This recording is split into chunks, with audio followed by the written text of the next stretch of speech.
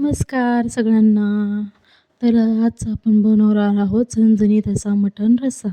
त्यासाठी सर्वात आधी गॅसवर कुकर ठेवायचं. कुकरमध्ये एक पळी तेल टाकायचं. तेल गरम झालं की त्यामध्ये कांदा टाकायचा. कांदा परतला की त्यामध्ये आपण स्वच्छ धुवून घेतलेलं मटण घालायचं. मटण घातलं की त्याच्यावर आपण थोडंसं मीठ, हळद टाकायची, व्यवस्थित परतून घ्यायचं.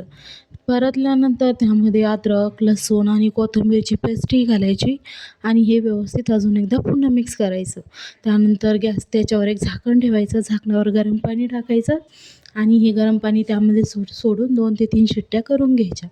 एकीकडे गॅसवर तवा ठेवू, त्यावर तेल टाकू, कांदा परतून घेऊ, सुकं खोबरं परतून घेऊ आणि ते परतून झालं की त्यामध्ये थोडेसे बेसिकचे खडे मसाले, धने, तीळ, खसखस, दगडफूल, लवंग, मिरे, दालचिनी हे सगळं टाकून आपण व्यवस्थित परतून घेऊ. दुसरीकडे आपलं मटणही व्यवस्थित असं शिजलेलं आहे. आता आपण मसाला बारीक करून घेतलेला आहे. आता फोडणीची तयारी आपण करून घेऊया. त्यासाठी सर्वात आधी गॅसवर कढई ठेवू, त्यामध्ये 2 ते 3 पळ्या तेल टाकू. तेल गरम झालं की त्यामध्ये आपण वाटलेला मसाला घालू. मसाला हा 2 मिनटं परतून घेतला की त्यामध्ये आपण सुके मसाले घालूया. हळद, लाल मिरची, घरगुती मसाला, धने पावडर आणि मटण मसाला.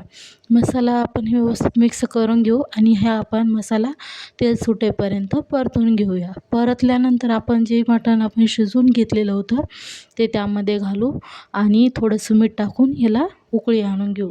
उकळी आल्यानंतर त्यामध्ये बारीक चिरलेली कोथिंबीर घालू आणि आणखीन 5 मिनटं याला परतून शिजवून घेऊ आणि त्यानंतर बघा आपला असा झणझणीत रस्सा तयार आहे. तुम्हाला कसा वाटला हे मला कमेंट करून नक्की सांगा आणि लाईक, सबस्क्राईब करायला विसरू नका. बाय.